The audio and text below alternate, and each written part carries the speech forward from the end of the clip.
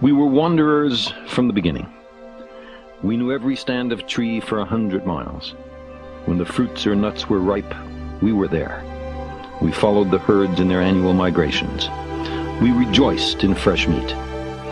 Through stealth, feint, ambush, and main force assault, a few of us cooperating accomplished what many of us, each hunting alone, could not. We depended on one another. Making it on our own was as ludicrous to imagine as was settling down. For 99.9% of the time since our species came to be, we were hunters and foragers, wanderers on the savannas and the steppes. The frontier was everywhere.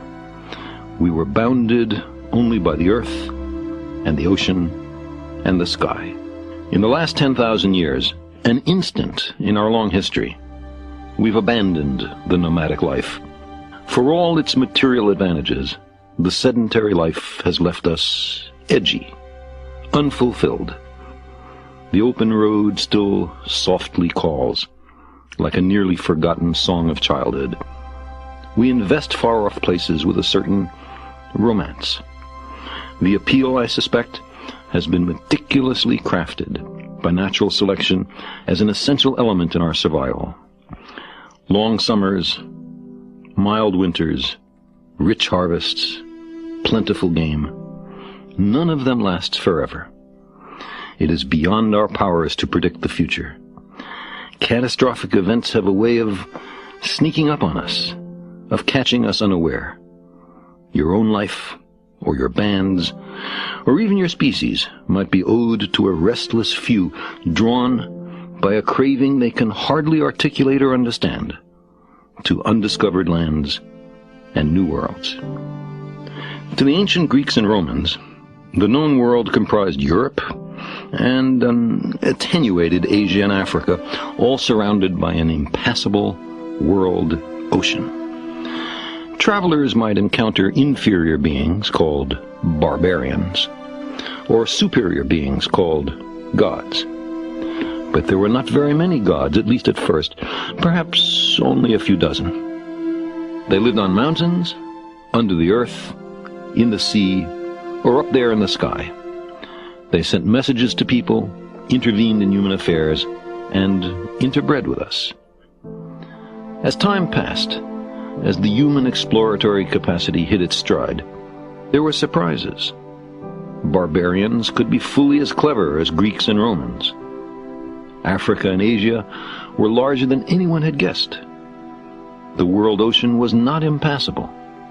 3 new continents existed, had been settled by Asians in ages past, and the news had never reached Europe. Also, the gods were disappointingly hard to find. Since we first emerged a few million years ago in East Africa, we've meandered our way around the planet. There are now people on every continent and the remotest islands, from pole to pole, from Mount Everest to the Dead Sea, on the ocean bottoms, and even, occasionally, in residence 200 miles up.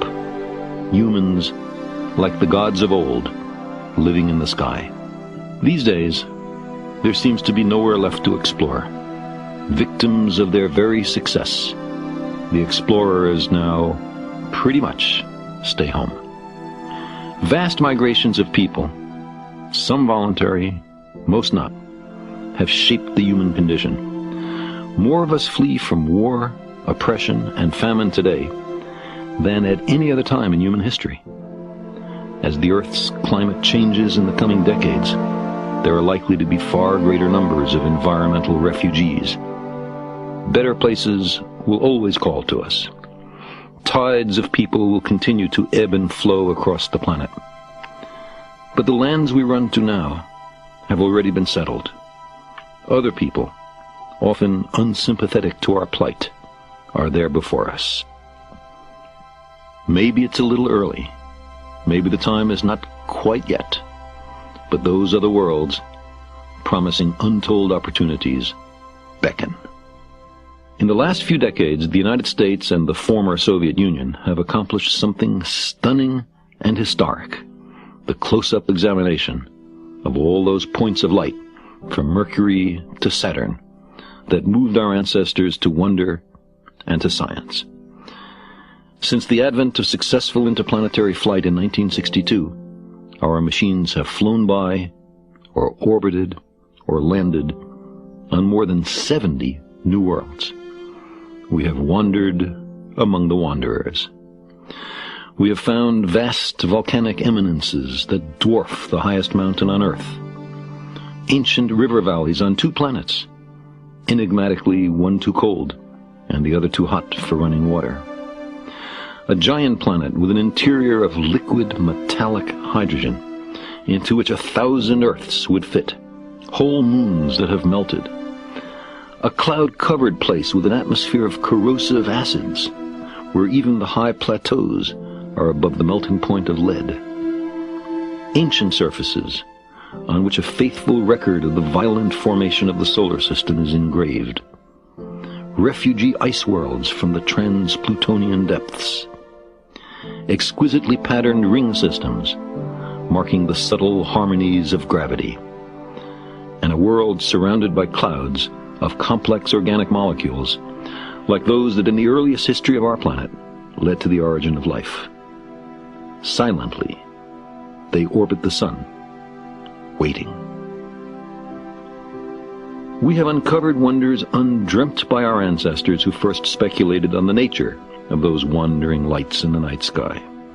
We have probed the origins of our planet and ourselves by discovering what else is possible, by coming face to face with alternative fates of worlds more or less like our own. We have begun to better understand the Earth.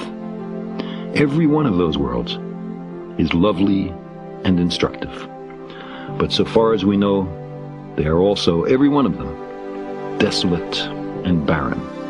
Out there are no better places, so far at least. During the Viking robotic missions, beginning in July 1976, in a certain sense, I spent a year on Mars. I examined the boulders and sand dunes, the sky red even at high noon, the ancient river valleys, the soaring volcanic mountains, the fierce wind erosion, the laminated polar terrain, the 2 dark potato-shaped moons. But there was no life, not a cricket or a blade of grass, or even, so far as we can tell for sure, a microbe. Life is a comparative rarity. You can survey dozens of worlds and find that in only one of them does life arise and evolve and persist. Neptune lies 1,000,000 times further from Earth than New York City is from the banks of the river Bug. But there are no distant relatives, no humans, and apparently no life waiting for us on those other worlds. No letters conveyed by recent emigres help us to understand the new land. Only digital data transmitted at the speed of light by unfeeling, precise robot emissaries. They tell us that these new worlds are not much like home, but we continue to search for inhabitants. We can't help it. Life looks for life. No one on Earth, not the richest among us, can afford the passage. So we can't pick up and leave for Mars or Titan on a whim, or because we're bored or out of work or drafted into the army or oppressed, or because justly or unjustly we've been accused of a crime. There does not seem to be sufficient short-term profit to motivate private industry. If we humans ever go to those worlds, then it will be because a nation or a consortium of them believes it to be to its advantage, or to the advantage of the human species. Just now, there are a great many matters that are pressing in on us that compete for the money it takes to send people to other worlds. Should we solve those problems first, or are they a reason for going? Even if the call of the open road is muted in our time, a central element of the human future lies far beyond the Earth.